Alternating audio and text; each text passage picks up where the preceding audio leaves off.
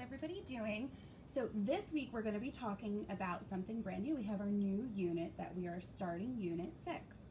Now this unit is a lot about teamwork and working together, but it's working together to accomplish different goals. So that's going to be a really big theme throughout the books for the rest of our school year. So why don't we take some time and look at the images of our new amazing words this week.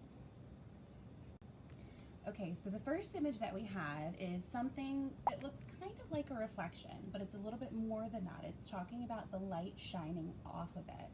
Let's brainstorm and think of what this word could mean. Well, our next word, they look like puddles of water sitting on top of some, I know that they're not being soaked into whatever they're sitting on top of, so, oh, what's he doing? Well, that looks like a dangerous job to do. I wonder if any of you know what it is that he's doing.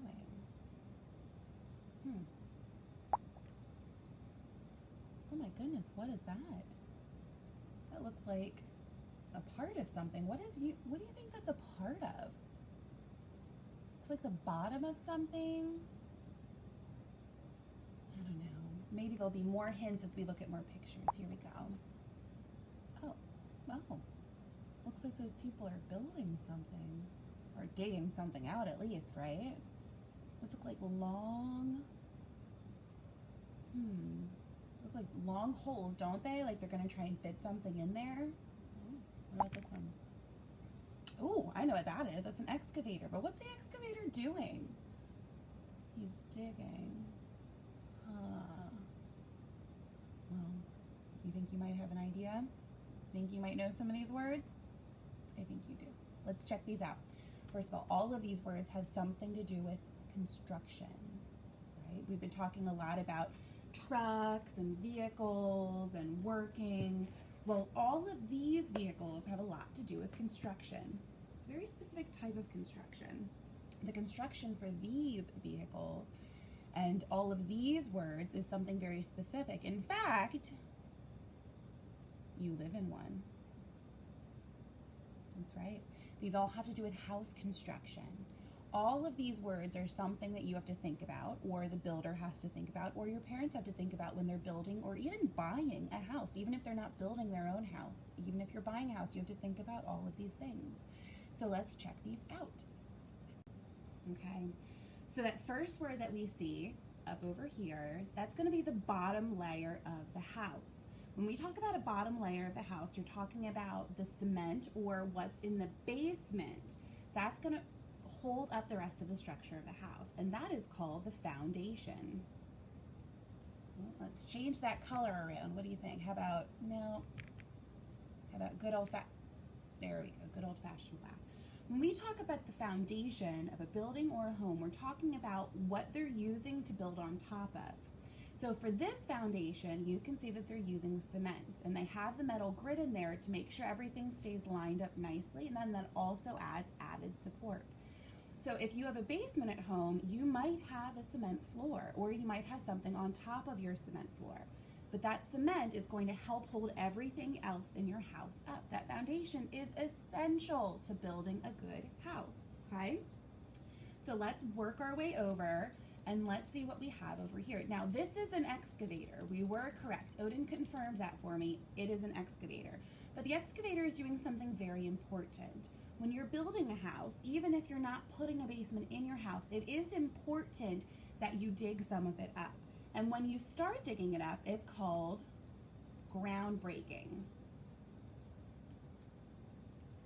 And when you break, did that whole thing come up? No, it didn't. Okay. When you break the ground, when you do the groundbreaking, what you want to do is you want to make sure you have all of your tools with you. So here you can see that they're starting to dig the hole for whatever building they're building. It might be a house, it might be a company building, it might even be a parking lot. Whenever you build something, you do want to break ground. You want to take some of that earth up so that you have a place to put your materials to build with, okay? So one more time, we have foundation and groundbreaking. Let's move on. Now this guy is doing something very dangerous. And this is something that you have to be very trained to do. Mr. Schwartz has a friend that does this in Philadelphia, and he had to go to school to learn how to do this, a special school, a trade school. Okay, this is called welding. Let's change that color again. What do you think? So when we look at him welding, he's using a lot of protective gear, right? He has a special visor on his face, right? Because that light is so bright, when you're that close to it, can hurt your eyes. He has that visor on his face. He has the rest of it protecting the rest of his face, and he has that in case those sparks fly up. When you weld something, it means that you're having contact between two different metals, and you want to melt them to hold them together. Believe it or not, we have welded things all over our house. Believe it or not, isn't that crazy? So over here, say welding. Welding, and that is something that happens in almost every single house structure that is made in America. It's pretty crazy, right? Mrs. Schwartz is just looking around her basement, and I see a lot of examples of welding. Maybe I'll take you on a tour later and we'll go over that. Okay, so let's look across over here.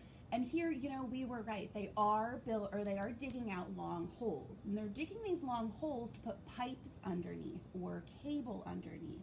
And these long holes have a very specific word. The word is trenches.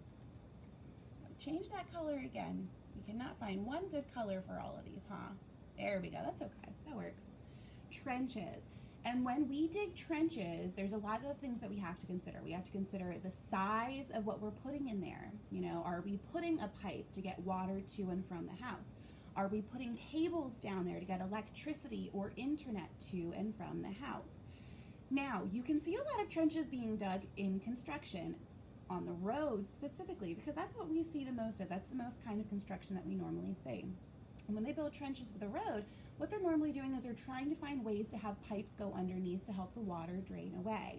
So trenches are an essential part of construction and building. And remember, these people are all working as a team to build a beautiful house, okay? So before we move on to our last two words, let's quickly review. We have foundation, or the bottom of the structure that gives it support and holds it up. We have groundbreaking, where they dig and they take out part of the earth to start putting in building materials. We have welding, where they take two pieces of metal and melt them together using special fire and special tools. And we have trenches, which are the long, deep holes that they use to put in pipes and wires and other things that the house is going to need for the inhabitants or for the people who are moving into the house to use, okay? So let's come down here. This word right here seems kind of tricky, right? It doesn't really seem like it fits because it looks like water in like an ocean or a pond. Well, we're not actually looking at the water here. What we're doing is we're looking at the reflection of the light. And this is a very specific word for this type of reflection. This is called gleaming. And when we talk about gleaming, we talk about the reflection or the flicker of the light, okay? So it doesn't only just happen with water. Sorry, Mrs. Schwartz has to make sure I spelled that right really quickly. Gleaming, yep, spelled it right. It also has to do with the reflection that it has in itself. So you could see gleaming on a window. If you're walking around outside and you're walking past windows and you see the sun reflection on the window, that's a gleaming window. It's shiny, it's clean, it has a great reflection of light. Maybe you can see your reflection in it. Yeah, so that word is gleaming. Beautiful. Now looking over here, this is a very important part of building a house or buying a house. You want to make sure that when that precipitation falls, that rain, that snow, that sleet, that hail, whatever is coming down, you want to make sure it doesn't get in your house, right? You want your house to be a dry place. You want to make sure your house is waterproof. Waterproof, absolutely. So when something is waterproofed, it means the water cannot come in, right? You're going to have different ways for the water to go, like your gutters around your house.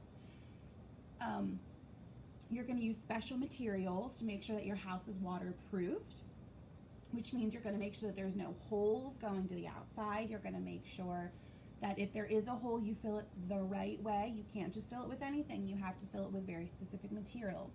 Waterproof, okay? So before you move on to your seesaw activity, let's echo these words loud and proud. Say, echo! Oh, come on. Echo! Here we go, here we go. foundation, groundbreaking, welding, trenches, gleaming, waterproof. Enjoy the activity.